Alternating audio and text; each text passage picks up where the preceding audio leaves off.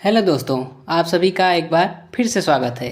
जैसा कि किसी ने कहा है कि सफलता की गारंटी चाहिए तो प्रीवियस ईयर क्वेश्चन करके आइए। तो आइए आज हम यूपी टेट 2019 का प्रीवियस ईयर क्वेश्चन पेपर करने वाले हैं। तो देखते हैं पहले प्रश्न को। बहुविमात्मक बुद्धि यानी इसे इंग्लिश में मल्टीपल इंटेलिजेंस या इसका नाम बहुबुद्धि भी होगा की अवधारणा किसने दी, यानी मल्टीपल इंटेलिजेंस की अवधारणा किसने दी? Goleman, Spearman, John Mayer, Gardner. तो बहुबुद्धि की अवधारणा किसने दी है? गार्डनर ने। स्पीयरमैन ने कौन सा सिद्धांत दिया है? द्विकारक सिद्धांत, जिसमें जी और एस फैक्टर बताए हैं। यह पिछली परीक्षाओं में पूछा जा चुका है। तो गार्डनर ने बुद्धि के 8 प्रकार का वर्णन किया है, जैसे कि भाषाई बुद्धि, तार्किक गणितीय बुद्धि, स्थानिक बुद्धि, शारीरिक गतिक बुद्धि, संगीतीय बुद्धि, अंतः पारस्परिक बुद्धि, अंतः वैयक्तिक बुद्धि और नैसर्गिक या प्राकृतिक बुद्धि। तो देखते हैं दूसरे प्रश्न को। डिसलेक्सिया में यह करने में कठिनाई होती है। डिसलेक्सिया में क्या करने में कठिनाई होती है? जैसा कि मैंने आपको बता रखा है, लेस्किया में पढ़ने में कठिनाई होती है। व्यक्त करने, खड़े होने, बोलने, ये तीनों ऑप्शन गलत है, यानी डिसलेक्सिया में पढ़ने में कठिनाई होती है। डिस्ग्राफिया क्या होता है? यानी ग्राफ से लिखने में, और कैलकुलिया यानी कैलकुलेशन से आप गणित समझ सकते हैं, गणित के प्रश्नों को हल करने में कठिनाई होती है। तीसरा प्रश्न है, समावेशी कक्षा में शिक्षक की भूमिका निम्न में से क्या नहीं है? ध्यान दीजिएगा, नहीं है पूछा है। बच्चे की आवश्यकता के अनुसार बैठने की पर्याप्त व्यवस्था करना, ये तो होता है। दिव्यांग बच्चों पर ध्यान न देना, ये गलत है। बच्चों को प्रोत्साहित करना, ये तो सही है। सीखने में अक्षम व्यक्तियों को अतिरिक्त समय देना। अतः नहीं है पूछा है, तो कौन सा विकल्प सही होगा? विकल्प नंबर बी, यानी दिव्यांग बच्चों पर ध्यान न देना। कक्षा में छात्रों को प्रश्न पूछने के लिए क्या करना चाहिए? हतोत्साहित करना चाहिए, प्रोत्साहित करना चाहिए, रोक देना चाहिए, अनुमति नहीं देनी चाहिए। तो इसका विकल्प दूसरा सही है, प्रोत्साहित करना चाहिए। बच्चों में वृद्धि मुख्यतः किससे संबंधित है? ध्यान दीजिएगा, वृद्धि पूछा है, न कि विकास। तो वृद्धि किससे संबंधित है? शारीरिक विकास से, सामाजिक विकास से, भावनात्मक विकास से और नैतिक विकास से। तो वृद्धि शारीरिक विकास से संबंधित होती है, जबकि विकास इन सभी से संबंधित होता है। शारीरिक, सामाजिक, भावनात्मक और नैतिक विकास सभी से संबंधित होता है, और वृद्धि शारीरिक विकास से संबंधित होती है। मानव विकास का प्रारंभ होता है। मानव विकास का प्रारंभ कब होता है? गर्भावस्था से, पूर्व बाल्यावस्था से, उत्तर बाल्यावस्था से और शैशवावस्था से। तो ऑप्शन नंबर ए सही है, गर्भावस्था से। जैसे कि मैंने बता रखा है कि विकास गर्भधारण से लेकर मृत्यु तक चलता है। द कंडीशंस ऑफ लर्निंग पुस्तक के लेखक कौन है? द कंडीशंस ऑफ लर्निंग पुस्तक के लेखक कौन है? R.M. Gagne the condition of learning book के लेखक हैं। थॉर्नडाइक की बुक का क्या नाम है? Animal intelligence. थॉर्नडाइक की बुक का नाम एनिमल इंटेलिजेंस, और स्किनर की बुक का नाम the selection of behaviour. The selection of behaviour, याद रखिएगा। पावलक की बुक का नाम कंडीशंस रिफ्लेक्सेस। ध्यान रखिएगा, पावलक की बुक में कंडीशन रिफ्लेक्सेस है, जबकि गाग्ने की बुक में द कंडीशन ऑफ लर्निंग है। किशोरावस्था बड़े संघर्ष, तनाव, हमला व विरोध की अवस्था है, यह कथन किसका है? Jersild, Stanley Hall, Simpson, Crow and Crow. तो यह कथन किसका है? स्टेनले हॉल का। मैंने आपको बाल विकास की अवस्था में पढ़ाते समय इस कथन पर विशेष जोर दिया था कि इसे याद रखिएगा, यह परीक्षाओं में पूछा जाता है। सूक्ष्म शिक्षण के भारतीय प्रतिमान में कुल कितना समय लगता है? 36 मिनट, 40 मिनट, 45 मिनट और 30 मिनट। भारतीय प्रतिमान पूछा है, तो भारतीय प्रतिमान में कितना समय लगता है? 36 मिनट। जबकि एलन ने इसका कितना समय बताया है? 45 मिनट। एलन कौन है? एलन सूक्ष्म शिक्षण के जनक हैं। सीखने का पठार सीखने की प्रक्रिया का एक प्रमुख अभिलक्षण है।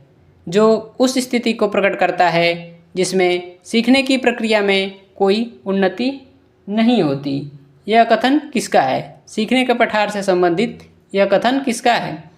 गेट्स व अन्य, आर्लिंगवर्थ, राश और स्किनर। तो यह कथन रोस का है। यदि शिक्षक कक्षा में एक छात्र को समस्यात्मक बालक के रूप में पाता है तो उसे क्या करना चाहिए? समस्यात्मक बालक के रूप में पाता है तो उसे क्या करना चाहिए? दंड देना चाहिए, नज़रअंदाज करना चाहिए, परामर्श देना चाहिए, तत्काल घर वापस भेज देना चाहिए। तो निगेटिव चीज़ों को हमें ध्यान नहीं देना है, हमेशा परीक्षा में याद रखना है कि पॉजिटिव की ओर रहना है। तो इसमें क्या पॉजिटिव है? बच्चे को परामर्श देना चाहिए। तो इसका विकल्प तीसरा सही है। पाठ्य सहगामी क्रियाएं मुख्यतः संबंधित हैं। पाठ्य सहगामी क्रियाएं शैक्षिक संसाधनों के विकास से, छात्रों के सर्वांगीण विकास से, छात्रों के व्यवसायिक विकास से, छात्रों के मानसिक विकास से। तो इस प्रश्न में हमें जो सबसे बेहतर होगा वही चुनेंगे। तो इसमें छात्रों के सर्वांगीण विकास से सबसे बेहतर उत्तर है। तो इस प्रश्न का उत्तर छात्रों के सर्वांगीण विकास से। निम्न में से किसने अधिगम सिद्धांत का प्रतिपादन नहीं किया है? अधिगम का सिद्धांत किसने नहीं दिया है? कॉलर का सिद्धांत कौन सा है? सूझ या अंतर्दृष्टि का सिद्धांत। स्किनर का क्रिया एवं प्रसूत सिद्धांत। ब्लूम का और थॉर्नडाइक का कौन सा है? प्रयत्न एवं त्रुटि का सिद्धांत। बीएस ब्लूम इन्होंने शिक्षण के उद्देश्य दिए हैं, अतः अधिगम सिद्धांत का प्रतिपादन बीएस ब्लूम ने नहीं किया है। शिक्षा में अवरोधन का तात्पर्य। अवरोधन क्या होता है? बालक का विद्यालय में प्रवेश न लेना, बालक का विद्यालय न जाना, बालक द्वारा विद्यालय छोड़ देना, बालक किसी का 1 वर्ष से अधिक समय तक एक ही कक्षा में रहना। तो शिक्षा में अवरोधन क्या है? किसी बालक का 1 से अधिक वर्ष तक एक ही कक्षा में रहना शिक्षा में अवरोधन है। निम्न में से किस कौशल में पूर्व ज्ञान का परीक्षण किया जाता है? पूर्व ज्ञान से नए ज्ञान को जोड़ना, जैसे कि मैंने बताया था। तो कौन सा परीक्षण किया जाता है? उद्दीपन कौशल, प्रस्तावना कौशल, समापन कौशल और प्रदर्शन कौशल। तो पूर्व ज्ञान का परीक्षण किसमें किया जाता है? प्रस्तावना कौशल। इसमें 4 से 5 या 6 प्रश्न भी पूछे जा सकते हैं। स्तंभ ए तथा स्तंभ बी को सुमेलित कीजिए। एनिमल इंटेलिजेंस अभी मैंने आपको बताया किसकी पुस्तक है? तो थॉर्नडाइक की। पुनर्वलन की अनुसूची ये किसने दी है? पुनर्वलन शब्द याद रखने के लिए मैंने बोला था, किसने? स्किनर ने। सारगर्भिता मतलब एक तरह से किसी पाठ का सार समझ सकते हैं या पूर्णता समझ सकते हैं। तो पूर्णता से संबंधित कौन से लोग हैं? गेस्टाल्टवादी लोग। तो सारगर्भिता का नियम गेस्टाल्टवाद। और अनुकूलन शब्द किसने दिया है? पियाजे ने। तो इसका विकल्प कौन सा सही होगा? एनिमल इंटेलिजेंस ए का तीसरा, पुनर्वलन स्किनर, बी का चौथा, सी का पहला और डी का दूसरा, यानी चौथा विकल्प सही है। विकास कभी न समाप्त होने वाली प्रक्रिया है। यह कथन विकास के किस सिद्धांत से संबंधित है? कभी न समाप्त होना यानी कि निरंतर चलते रहना। तो अतः इसका कौन सा विकल्प सही होगा? निरंतरता का सिद्धांत। अंतःक्रिया का सिद्धांत क्या कहता है? अंतःक्रिया यानी वंशानुक्रम और वातावरण में अंतःक्रिया होती है, यही अंतःक्रिया का सिद्धांत है। एकीकरण का सिद्धांत यानी पूर्ण से अंश की ओर विकास जाता है। अंतः संबंध यानी शारीरिक, मानसिक, संवेगात्मक इत्यादि पहलुओं का में अंतः संबंध होता है। संविधान के किस संशोधन से शिक्षा एक मौलिक अधिकार बन गई? कौन सा संशोधन था? 86वां, 25वां, 52वां या 22वां? तो 86वां संशोधन जो कि 2002 में किया गया, इसमें 6 से 14 वर्ष के बालकों को निःशुल्क और अनिवार्य शिक्षा की व्यवस्था की गई, जिसे संविधान के आर्टिकल 21A में जोड़ा गया। अभिप्रेरणा के मूल प्रवृत्ति सिद्धांत के प्रतिपादक। यह प्रश्न मैंने कई बार आपको बता चुका है कि मूल प्रवृत्ति का सिद्धांत किससे है? मैकडूगल से। और अब्राहम मैस्लो का सिद्धांत कौन सा है? पदानुक्रमित सिद्धांत, यानी सब अभिप्रेरणा के सिद्धांत से ही संबंधित हैं। अब्राहम मैस्लो का सिद्धांत अभिप्रेरणा का पदानुक्रमित सिद्धांत, और जबकि फ्रायड का सिद्धांत कौन सा है? मनोविश्लेषणात्मक सिद्धांत। विकास की किस अवस्था को कोल तथा ब्रुश ने संवेगात्मक विकास का अनोखा काल कहा है? शैशवावस्था, बाल्यावस्था, प्रौढ़ावस्था और किशोरावस्था। तो संवेगात्मक विकास का अनोखा काल कोल और ब्रुश ने किसे कहा है? बाल्यावस्था को। व्यवहार के कारण व्यवहार में परिवर्तन ही अधिगम है। व्यवहार के कारण व्यवहार में परिवर्तन ही अधिगम है। किसने कहा है? Woodworth, Guilford, Skinner, Crow and Crow. तो यह कथन गिलफोर्ड का है। वुडवर्थ का कथन है कि नवीन ज्ञान नवीन प्रतिक्रियाओं को अर्जन करने की प्रक्रिया ही अधिगम है, जबकि स्किनर का कथन है कि व्यवहार में उत्तरोत्तर अनुकूलन अधिगम है, और क्रो एंड क्रो का आदतों, ज्ञान, अभिवृत्तियों का अर्जन ही अधिगम है।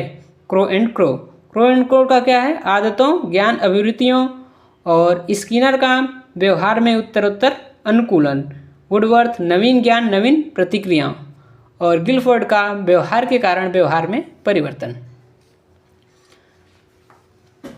Brunner, Ausubel, Glaser, Gardner. और दूसरी तरफ जो है यह शिक्षण के प्रतिमान दिया है साइनेटिक्स, अग्रिम संगठक, संप्रत्यय, परीक्षा। तो ब्रूनर ने कौन सा शिक्षण प्रतिमान दिया है? संप्रत्यय शिक्षण प्रतिमान। आशुबेल ने अग्रिम संगठक प्रतिमान। ग्लेसर ने बुनियादी या परीक्षा कह सकते हैं शिक्षण प्रतिमान, और गार्डनर ने साइनेटिक शिक्षण प्रतिमान। तो इसका कौन सा विकल्प सही होगा? पहला विकल्प समस्या समाधान का प्रथम चरण है। समस्या समाधान के बारे में मैंने आपको कई बार बताया है। समस्या समाधान का प्रथम चरण क्या है? आंकड़ा संग्रहण, समस्या की पहचान, परिकल्पना का परीक्षण, परिकल्पना का निर्माण। तो समस्या समाधान का प्रथम चरण कौन सा है? समस्या की पहचान करना, फिर उसके बाद परिकल्पना का निर्माण करना, फिर आंकड़े संग्रह करना, फिर परिकल्पना का परीक्षण करना। तो समस्या समाधान का प्रथम चरण समस्या की पहचान करना।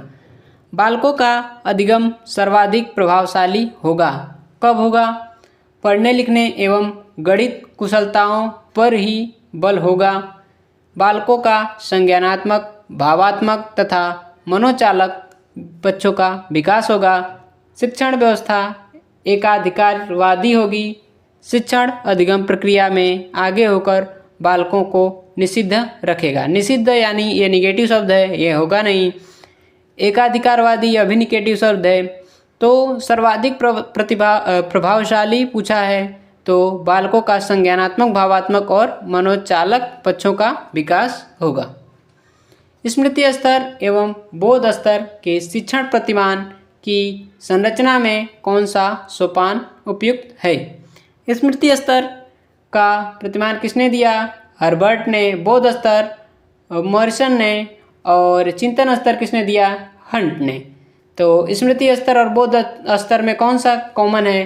तो सामान्यीकरण, अन्वेषण, प्रस्तुतिकरण और तैयारी। तो प्रस्तुतिकरण स्मृति स्तर और बोध स्तर शिक्षण प्रतिमान की संरचना में प्रमुख सोपान है। निम्न में से किस सिद्धांत को पुनर्बलन का सिद्धांत भी कहते हैं? पुनर्बलन यानी फिर स्किनर का कौन सा सिद्धांत बताया गया है? क्रिया प्रसूत अनुबंधन सिद्धांत। उद्दीपक अनुक्रिया सिद्धांत किसका है? थॉर्नडाइक का। शास्त्रीय अनुबंधन सिद्धांत पावलोव का। सूज का सिद्धांत कोहलर का। निम्न में से कौन सी अवस्था ब्रूनर के संज्ञानात्मक विकास के सिद्धांत का अंग नहीं है? ब्रूनर ने संज्ञानात्मक विकास की 3 अवस्थाएं या 3 स्तरों में बांटा है। कौन कौन सा? क्रियात्मक, प्रतिबिंबात्मक और संकेतात्मक अवस्था।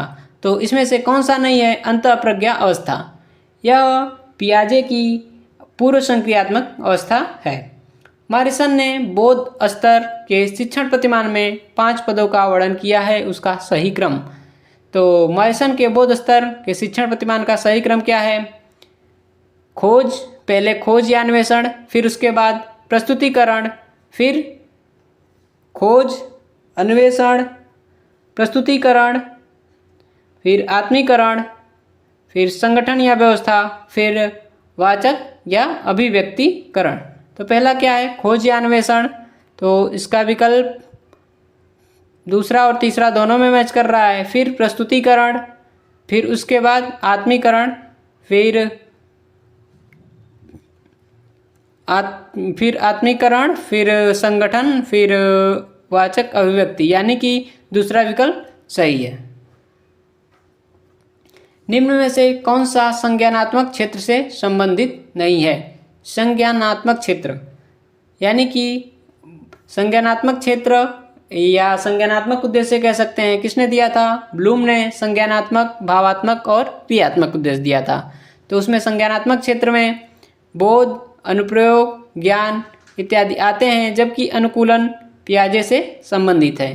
तो कौन सा नहीं है? अनुकूलन। निम्न में से कौन सा अधिगम का वक्र नहीं है? अधिगम के कितने वक्र बताए हैं? 4 वक्र। कौन कौन से? सरल, नतोदर, उन्नतोदर और मिश्रित। तो इसमें से कौन सा नहीं है? नतोदर, मिश्रित, लंबवत, उत्तरोदर। तो नतोदर, मिश्रित और उन्नतोदर हैं, जबकि लंबवत नहीं है। लंबवत नहीं है, कौन सा है? सरल रेखीय वक्र है। तो वीडियो में लास्ट तक बने रहने के लिए आप सभी का धन्यवाद। मिलते हैं अगले वीडियो में एक और नए सेट के साथ। Thank you.